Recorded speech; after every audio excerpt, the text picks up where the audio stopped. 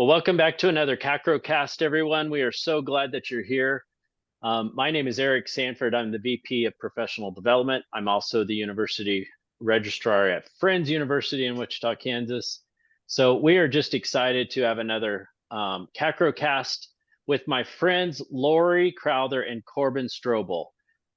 These are two legends of KACRAO, and that's why I've asked them to be a part of this KACRAO cast. I don't know why you're laughing because yeah, I think you guys are terrific. So legend was kind. Well, I really do appreciate you guys joining me for this conversation that we're going to have. I've asked Lori and Corbin to be on our KACRAO cast simply because they have been in higher education industry for a little bit of time.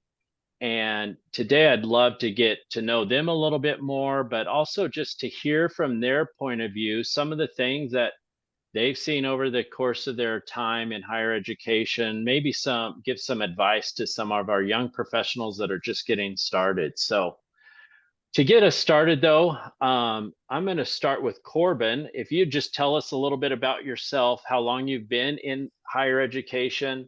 Also, I know you have worked at multiple other places. If you don't mind mentioning some of those other places, that would be awesome. Sure, absolutely. And Eric, thanks for having us. And I think legend is a good term for the other words that could have been used. So I'll keep that in my repertoire there. So no, this is year 28 for me in higher education. This is year 18 at my current position at Hutchinson Community College as Director of Admissions. And prior to that, I spent basically 10 years at Dodge City Community College, which was my hometown and my alma mater of community colleges. And so worked as a admissions representative there, got a great chance to get started in the profession for another former KACRAO legend of Debbie Lloyd. I'm glad she hired me because I've continued to do it for 28 years. And so worked there, like I said, ended up being the director there for the last 5 years that I was there. I was not really planning on going anywhere. That was hometown. And like I said, I started a family during that time there. And I had a friend here at Hutchinson Community College, another KACRAO member at the time, Jeff Shirley, that kept calling me and saying, you should come look at our job. And, honestly, if I would have not listened to myself tell students over time to say, go look at different places and then make your decision, but don't say no just because. So I actually came and toured the college and was blessed enough to get an interview and then have them select. And so again, it's been a wonderful opportunity. And I said almost 10 years at Dodge because I did take a little short stint to Allen County, and I mean really short. And but I appreciated my time there too. Just happened to be circumstances where people changed jobs and things didn't go into place. So it definitely had a great chance to go back to Dodge City, finish the job there, and then come here. So awesome. So as you can hear, Corbin has been in the admissions aspect of higher education for the last 28 years. So he is going to hopefully help those of you that are in the admissions profession listen to him. He's super wise. So definitely take this to heart. Lori, share a little bit about yourself. All right. Well, I'm actually in my 34th year, and I've spent that entire 34 years at Barton Community College. So currently the registrar. I actually started in 90, where I did 2 years in financial aid. And then I got moved to the director of admissions for 8 years. So I know what you've been going through. And then they moved me over here 24 years ago, and I've been in records ever since. Kind of a fun fact I like to tell people is that I worked in the registrar's office when I was a work study when I went to school here. So I'm like, I guess it was just karma. I don't know. I have been at Barton this entire time, and I did graduate from Barton. So Great Bend's my hometown, and I moved back in 90 and got a job here, and the rest is history. There you go. It's been a full circle moment for you, it sounds like, in many ways. That's Yes, cool. agree. That's cool. Well, as you can hear, obviously here too, Lori is our registrar expert here. She's our registrar legend in this KACRAO cast. So those of you that are new to registrar world, or even the veterans that have been around, obviously we know how wise both of these people are. As we go on, I'd like to know what you guys have done in KACRAO, some of the things that you've either chaired or participated in on executive board. Lori, how about you? Well, I went to my first KACRAO conference in 92, and I haven't missed one since. I may have had to maybe go one day and come home, but typically, and then in 94, which was my second year, I was a LAC chair. So that was quite, and I have to laugh because the first conference I went to, I don't remember really anything. And then the second conference I knew we were hosting, so it was at Hutch in 93, and I had to pay attention to everything. And so I was able to host, and I mean, talk about very fortunate to meet a lot of people in KACRAO during that year as this young person, been in there 2 years, and I am now hosting. So very, very fortunate that I got to meet some of our previous legends. I can't even be in that category on some of these individuals. And that really, really helped me plan through that conference. I was always taking a different approach. Some years I just joined a committee because I always wanted to be involved out there. Some in the organization.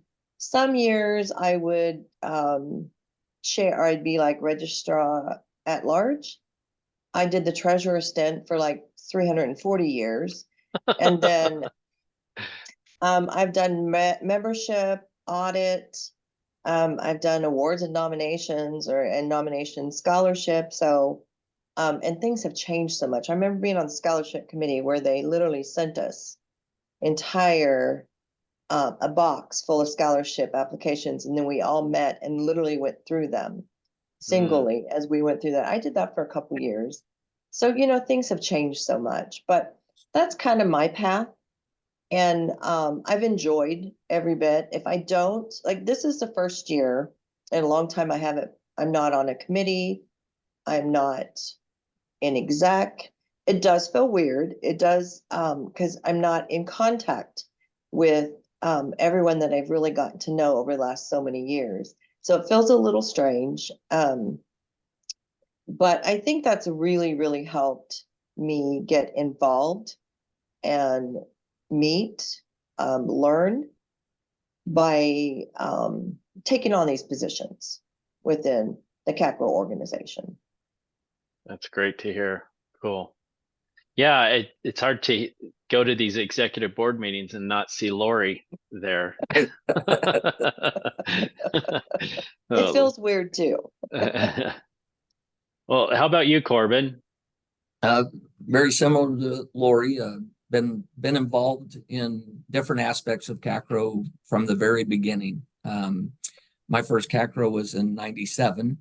I'd like to say I remember a lot of it and not a lot of it too. But Pittsburgh was a good fun trip that year. But the best part I remember, and the parts I remember the most, are that the several people that have been lifelong friends that I met at that KACRAO.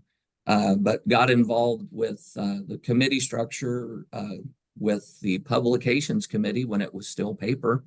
And in fact, I'm pretty sure that Kirsten and I, who just saw each other at the last exec, were with several other people in Liberal, Kansas for our first meeting, if I remember correctly. Wow. So, also had the privilege of hosting, being a part of the LAC, hosted in Dodge City and then here in Hutchinson when I first moved here too. So that was a good experience. Advocate at large as well. Been the audit chair, been on committees, been the audit chair.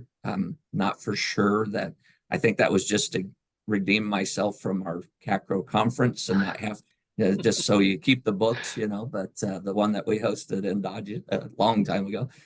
So it was, like I said, been multiple things. Always enjoy working with the rest of the people in the organizational structure of KACRAO and working to get other people to get involved at that level. For presenting sessions, I know Lori's presented as well. That honestly, there was a session that we did, and I want to say we were Manhattan, Kansas. I think that's where we might have been. I might be wrong, but we actually did a We Are KACRAO kind of off the We Are Marshall, and part of it is because I wanted people to understand is the organization, the people inside of it. That's who it is. There is no wizard behind the curtain somewhere and so getting involved, being a part of that structure, participating, whether it's you're going out on the college fair circuit, whatever it might be, know that us as a whole really contribute to the state of Kansas and across the country, honestly, with what we do here. Yeah, that's great. Well, if you've stayed with us this long in this KACRAO cast, you understand why I've asked these guys to be a part of this. But I also want to point out, you're also looking at two people that have been in this industry for a long time, and neither of them have been the president. That's pretty crazy. So what I'm That was also the want to, that was the goal. I was going to say, but those people that are listening, those of you guys that are on the fence with getting involved in KACRAO, just know you can do just as much or as little as you want, but get involved, as you hear them saying. So again, thank you for all of your years of service with KACRAO, Lori and Corbin. Let's switch gears a little bit and really talk in broad terms of higher education, and of course, specifically within your role of registrar and admissions officer. I'm just curious, what has kept you in the industry this long, 34 years and 28 years? Some people that are listening right now are just starting out and they can't imagine even going 5 years. So what has kept you in higher education? Lori? I support higher education, the overall mission. I specifically love the 2-year community college part of it with the transfer or the immediate employment. So I have always supported that. It kind of keeps me going. I enjoy the challenges that we have there. Some are good, some are really, really challenges. So I enjoy that. The one thing that I know has been a huge change over the years, and I'm just going to talk about records world, is technology. So I was thinking the other day about this, and I can recall having an SIS. Maybe it was homegrown, maybe it was just an old poise like we used to have.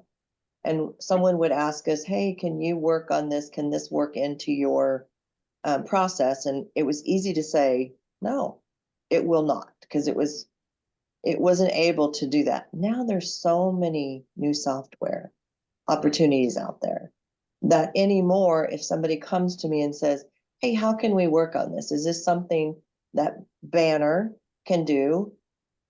I may say, not now, but I have looked at these softwares and they can help us with that.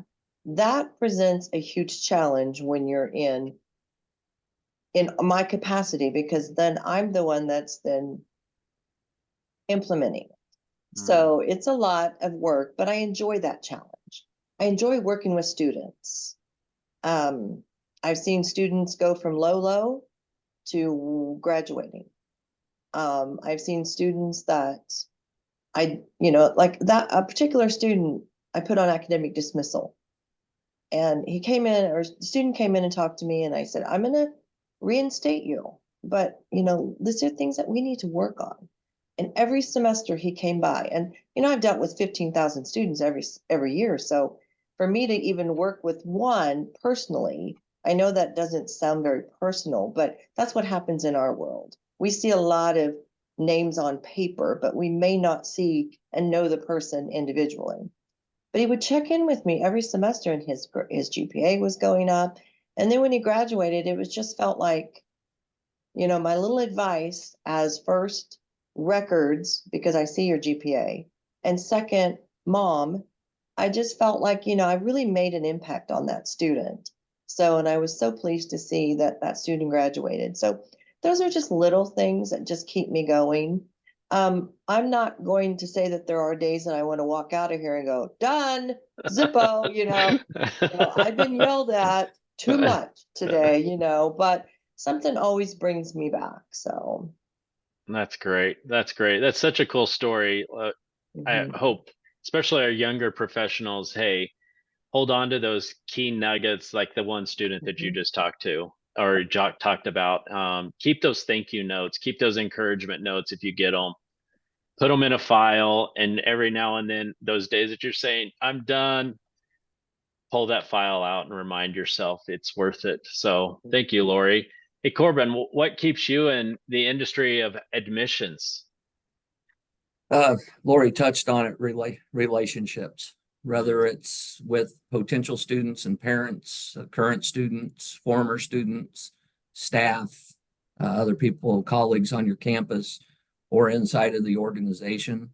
I'm a little bit of a people person. I enjoy that part of our job, and most of all because you get to see success stories every day. mm, I mean, I know that sometimes ones like Lori was referring to one, and those are you get those specific nuggets of ones, but I try to remind people we probably have wins every day. We just don't always hear about them. And sometimes they're not even with students that are attending the school that you work for. I mean, when you get to go out and talk to people about their opportunities to go to school in education, like Lori said, big proponent, of going to college. Same thing. Community college was important to me in my life personally. So being able to do that, but just getting to build those relationships that you see people achieve their goals that they want.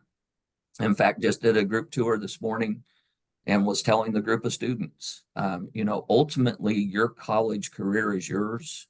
And as long as you reach the goal that you have, don't worry what everybody else thinks about it. Just know that you got there, and to know that we have a chance to help people do that, whether they're traditional aged, non-traditional aged. Like I said, they might not even go to the school. And one of my favorite recruiting stories ever, honestly, is a student that never attended the school I worked for, but I got to continue a relationship with him because he did go to a school of a good friend of mine in KACRAO. I talked about that young man for years, and I said I probably should go buy him a cup of coffee or something, because mm. I bet you that Dustin sent a lot of students my way, even though he didn't attend. And so I did, every day, even though you have some of the same job responsibilities, I think every day is different because the person you're working with in that relationship, that next student, that next person that walks into your office, that's the most important thing at that time. And so you get to, and though they have different things they need to have done or get done, or questions that they have. And so that's the part that I've just always enjoyed, just getting to visit, like I said, and talk to people, learn new things. I mean, we're in education, Right. let's learn new things ourselves too. So ultimately, I think, the people, you start to get to the point where you're thinking, man, how many faces have I seen over time, or Mm-hmm. how many students do I work with? And obviously some you have built strong relationships with. There are student ambassadors from 28 years ago that I had at Dodge City that I still talk to on a regular basis, friends on Facebook, and so really just to try to get people to understand is that's out there for you. People are here to support you at that type of level in the state of Kansas. I mean, that's the cool thing. No matter which institution you work at, I think the three of us could probably share a name with somebody if they're looking at a school that you're like, hey, if you're looking to go into school there, call this person up. Here's their number. And Mhm. you know that they're going to get that same level of relationship piece with what they're doing, because you know them personally too. Yeah. Yeah, that's another value of CACRO. I mean, we know each other, and like I just appreciate what you're saying though, Corbin. If this isn't basically, I think what you're saying, if this isn't the school for you, go find something that's the right thing. And that's where CACRO can really help all of us in admissions, registrar work, all that good stuff. So, man, thank you guys for staying in the industry, and thank you for those small nuggets of joy that you get to have with other students. Um, so because you guys have been in the industry for average of 30 years between both of you, um, what you've seen a lot of different changes. Lori kind of mentioned that in an SIS technology, but what have you seen during your time in higher education? What are some of the positives and the challenges you've seen? We were having a conversation even before I hit record, of these different government policies that are coming down in July. That's going to be, excuse me, that's going to be a new change for us. But maybe something else that's you've seen that have been positive or negatively impacted higher education. Corbin? Well, uh, I told somebody one time, unfortunately and fortunately, there's been life events, world events that have occurred during Mm, the time that we've been in the profession, and two of them that really stick out to mind are 9/11. I was a brand new director of admissions, um, and the thing that it's, and then COVID would be the other one. Never two things that you never thought you would see in your lifetime and things, but honestly, seeing how well people in higher ed worked on it's happened. There's nothing you can do about it. It's happened. How do we move forward? And to see the work that not only that people in the profession did, other colleagues at the colleges that everyone works with and for, students themselves, parents themselves, just adjusting to the new norm in some aspects, mm, but knowing that we got better in some aspects. I can remember our college president with COVID on a radio show call. We were all on our separate phones, and he said, what, this probably something. And I said, we're probably going to find out there's some things we can do better in how we work and how we communicate, and just different things that really taking a learning experience for bad reasons. Don't get me wrong. I mean, but coming out of them better, coming out of them smarter, coming out of them more educated. Those have been some of the big things. And then, like I said, I mean, honestly, two of my favorite go back to the personal piece. Getting into admissions was my advisor from community college, who was a good family friend of ours. I was working back in my hometown. He calls me and says, "Hey, I think you'd be good at a admissions rep job." I don't know why he thought that, because my college career was nothing to be spectacular, but I'm sure glad that he gave me a call, and I'm sure glad they gave me the chance. So that's the one. And then honestly, getting to see things like here in the last couple of years. Last year, I got to watch my youngest daughter graduate from Hutchinson Community College, and she started at the daycare here when we moved here. mm. So, just going back to Wow, some that's old cool. personal things too, to just see, but technology and all that, but really people have remained the forefront of success in our professions. I really, I work, Lori, I've known Lori for a long time, but I work directly in the same office with Christina Long, Mm, who's been a professional a long time as well. And Christine and I built a strong friendship just based on the fact that we know that what we're doing is impacting lives every day. So, like I said, those are things that I can think of. cool. Lori, do you have anything to add? No, and I agree on that pandemic. I didn't think we would come out of it the way we did. Immediately shutting down, changing course delivery methods. But we then obviously the next year we were still kind of doing different delivery methods. You could attend or you couldn't, that kind of a deal. And that whole concept is still taking place at Fort Riley. So Fort Riley students, they found out that they enjoy the fact that they can either sit in class or they can sit at home or wherever they're at and still be in the same classroom. We eliminated that kind of whatever that was called, Synchronous. Yeah, it wasn't coming to me. Well, we called That's it okay. fusion. So we Oh. called it fusion, actually, when you could do one in classroom and one out, in somewhere else, zoom it in. So they actually continued that, which surprises me. But they found that their students really enjoyed that opportunity to do that. But I agree, what a challenge. A couple other challenges that I feel like I've had to endure is academic integrity. Wow, 20 years ago, if somebody said, you're going to have a group of students that are going to come in and they're going to cheat on tests, they're going to have other people take their tests for them, you'll never know because they're not going to be on camera at that point. I would have said, who does that? And that's probably my little innocent mind. But then even when we have cameras involved, they're still trying to get away with it. We know your IP address. We see where you're, VPN in from. It just really has surprised me. So then AI is around the corner with everything with the artificial intelligence. What is that going to bring? I mean, it already scares you enough when you are thinking about a few things, open up your Facebook, and all of a sudden you're seeing ads for those things that you were thinking of. And it's like, excuse me? So, I mean, it could provide us with opportunities. I don't know. So that's what I would add. Those are all great. I mean, we could probably do academic integrity podcast next. Those are great things. Well, based on your guys' experience, where do you think higher education is going to in the future? What does it look like if you had your crystal ball?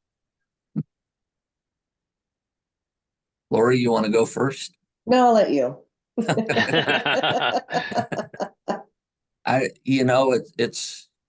It's really hard to say, except for the fact that I hope that people that are in the leadership roles of institutions realize that going to have to continue to learn and adjust and grow. And I think that's why education has stayed at the level that it has over the years, is that we really do take our own advice and grow and change and adapt at a level to where we still meet people's needs. And it's hard sometimes. I mean, I can think back in the last 15 years with online education and where it was and where it came from and how people felt about it and all these different things. And I think you just have to have like I said, enough really quality, good people in positions at institutions and really outside of institutions. I mean, let's not pretend that education is not tied to everything else too.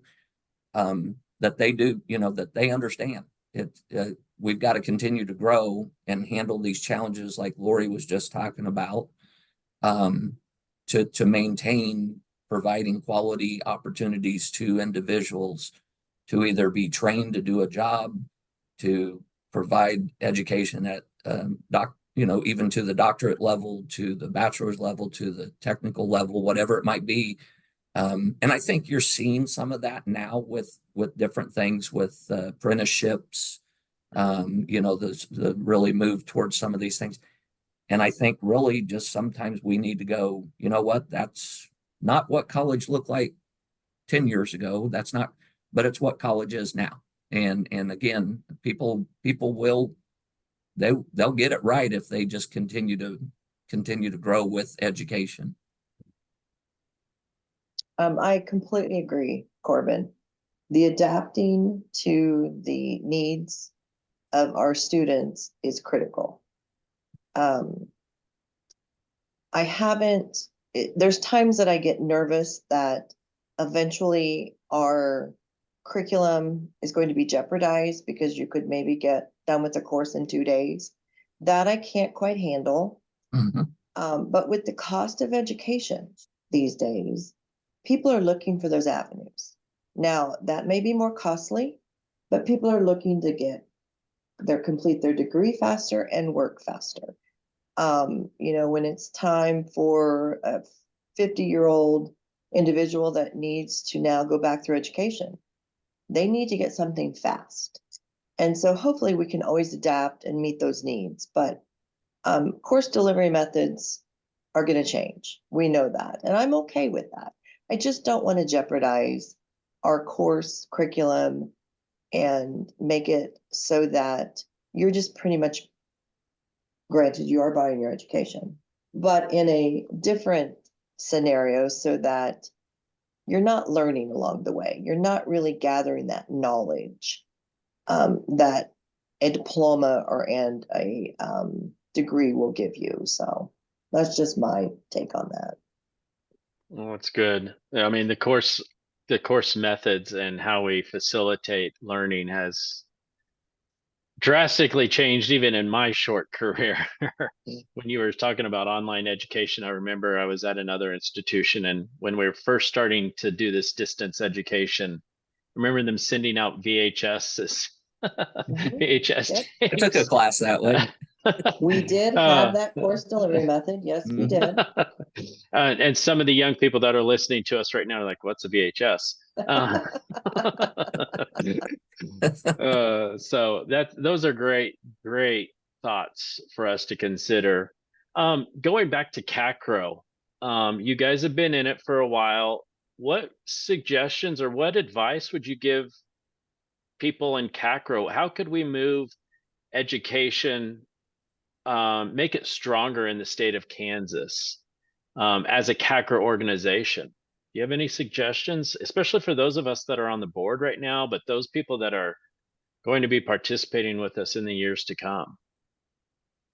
I think we're very fortunate that KACRAO is so strong, a strong organization. We're very fortunate, and we hear that on the national level all the time. I think we just need to keep that momentum going. And this is when I feel old, when most of the new exec or people that always haven't been in the profession as long, I always feel like, oh my gosh, how can we do this? How can we change that?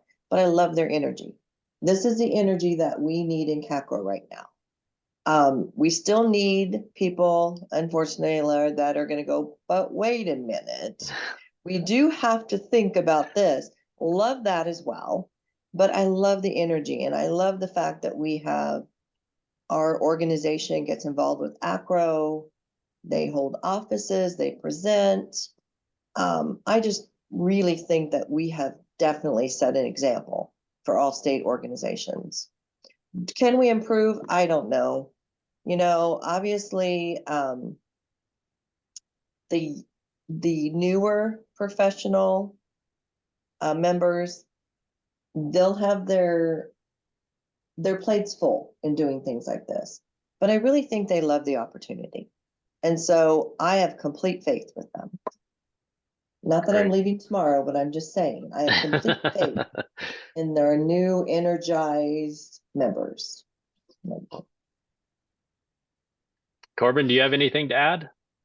Oh, just what she said sounded really good. I do think just the power that and the level that KACRAO's had. I mean, it's not even for us that have been in it for a while. There was someone before us that got it to that level. But that's kind of, I mean, to me, that's the neat thing. I can sit there and go back in my time and say, there's a group of people that started the CPC circuit way before my time.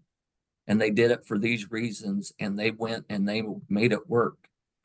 And then there's a group of people, like Lori was saying, that are new to the profession or newer to the profession or in leadership roles, and they're working on the things right now with the state or with ACRAO that are going to take us to the next 5 years, to the next 10 years. And that's why, like I said, I think that's the important reason for people to get involved. It's not somebody else. It's people at other colleges in the state, just like you, that are taking time to go, you know what, there's a bigger picture than just where I work. There's more, and I think that's why KACRAO's been so strong. And I appreciate everyone that's come prior that kind of created that environment. And so again, just keep doing what you're doing. I mean, the leadership group that's there and has been there over time, and the new elected people that, I mean, when you're in KACRAO, support them. Do as much as you can to make sure you're sharing back at your own institution what's going on and the relevance of that. Because it's a strong organization, and honestly couldn't have been as successful as have been, I think, any of us without it. Yeah. And For- I'll add one thing. With KACRAO, I've learned through all these years to, again, get involved, share your knowledge, then learn, show, provide a mentoring. We've mentored for years, new professionals that have come in. But know that when you establish professional contacts, you also establish personal contacts. And those will be lifelong friends for me.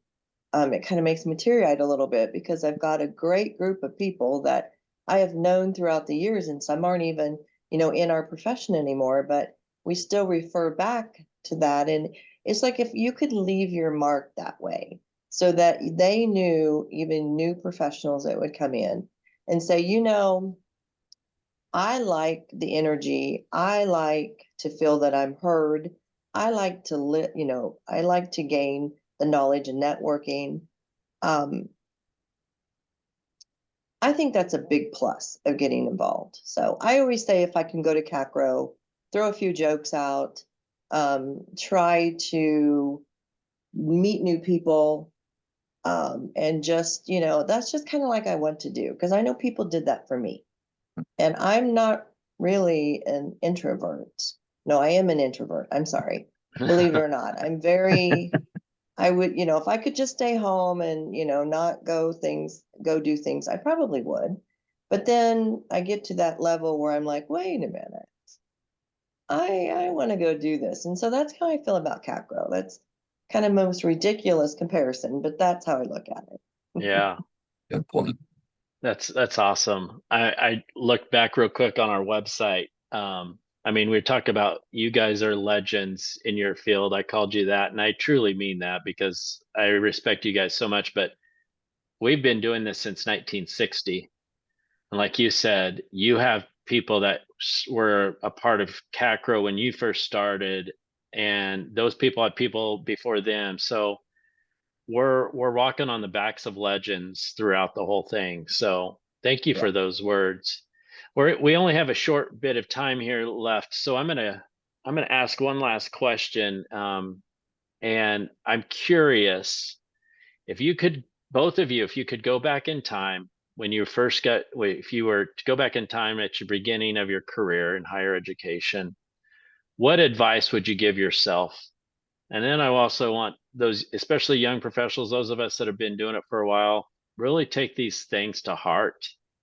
So, Lori, I'm going to start with you if you don't mind. I mean, you do have a sign behind you that you drink coffee for everyone's protection. Maybe that's the advice, but I have a feeling there's a little bit more. If you could go back 34 years, what would you tell yourself? Well, through the years, I have definitely found that I have mellowed a little bit. I don't get so excited about something immediately, where knee-jerk reactions happen when you first start in a career that you really need to just kind of breathe. That's my favorite thing, is just breathe. Don't sweat the small stuff, even though we have big things. We have really big things that come through. When you're at graduation and you realize that a name is misprinted in the program that's a trustee, life will go on. I mean, it is not the best scenario. in a scenario, but life will go on. And, just sit, listen, take everything in, learn, evolve. Don't stop learning. Please don't ever stop learning. And just enjoy the challenges, whether they are difficult or kind of fun. There's fun challenges out there too. But I think just the relaxed part and enjoy your job. Enjoy. I wouldn't be here even at Barton Community College if I didn't really believe and enjoy this place. So yeah, that's what I would say. Awesome. Corbin. Well, like Lori said, it's sometimes there's difficult things, but I'm a firm believer in the KISS principle. Keep it simple, and I'm going to say smart. You're in the profession. You're a smart person, but it's not. I mean, yes, there are things that come up, but really, when you break it down, it's about building those relationships. It's about good communication, listening and speaking, and focusing in on one purpose, and that is to help people be successful. And so, when I first started out, if I could have told myself, I would have probably said, get to that sooner, get to that thought process sooner, because you felt like you were wearing a little bit too much at the beginning. And remember too that, just how we want to treat people, you got to do that then in your own life too. Take time for yourself, take time for your family. If there was one thing I could go back, that's probably what I would change. Maybe not as much professionally as I would personally, of knowing that it's going to be on your desk tomorrow. It's going to be okay. Because that does, that it is a important priority for most of us in our positions in education, because other people are relying on you, but you also have those other people in your life around you too. So, make sure to take the time to do that for them as well. I don't think I would have been in the profession if I didn't care about at the level that I do, which doesn't mean that it's all consuming, doesn't mean it takes over your life, but just knowing that to be able to just help individuals when it's their turn to get to what they want to do. That's probably the only thing I could add to that, what Lori said. And be positive. Yes. Be positive. Be a team player. Be positive. I've learned that, and I think you go a long way. You can be positive and be a team player and have some confidence, which is the person hard to do. Yeah, the person coming in doesn't know that you're having a bad day, and it really shouldn't matter, because maybe they're having a worse day. So. Very true. Man, those are such good comments. I hope everyone is listening to these guys, because you guys just dropped some nuggets there. As one of my favorite podcasters always says, if you're driving and you're listening to this, pull over to the side and start taking notes. Definitely do it. Well, before we end today, Lori and Corbin, I want to acknowledge you. I want to take some time to acknowledge the time and effort, your compassion, your passion for higher education. Both of you are such genuine people. I've watched both of you talk to young professionals at KACRAO conferences before, and you just want people to succeed, both of you. I know I've called Lori on Registrar things, or I've emailed her, and she's more than willing to help. And if I was in admissions, I'd be doing that same thing with Corbin, but we've had some great conversations. So I acknowledge both of you for what you have done for both of your institutions and the students that you're impacting. Thank you so much. Thank you. Yeah. Thank you for being a part of our KACRAO cast. Before we leave, I just want to remind everyone, hey, KACRAO annual conference is coming up September 25th through the 27th in Dodge City, Kansas. Everything is going to be, the conference is going to be held out at the Boot Hill Casino and Resort Conference Center. Registration is going to open up here soon. I don't know exactly how soon that is, but it's going to be opening up. So put it on your calendar now. Make sure you get out to Dodge City. And because like these guys said, we are family. That is our family reunion. If you're new to the profession, come, because we want to bring you into the crowd and we want you to succeed. Again, my thanks to Lori and Corbin. I appreciate you guys spending the time with me. And guys, go out there and do something great. Make an impact in that student's life or that person that's coming to visit your campus. Just make a positive impact. Have fun, and we'll talk to you guys soon.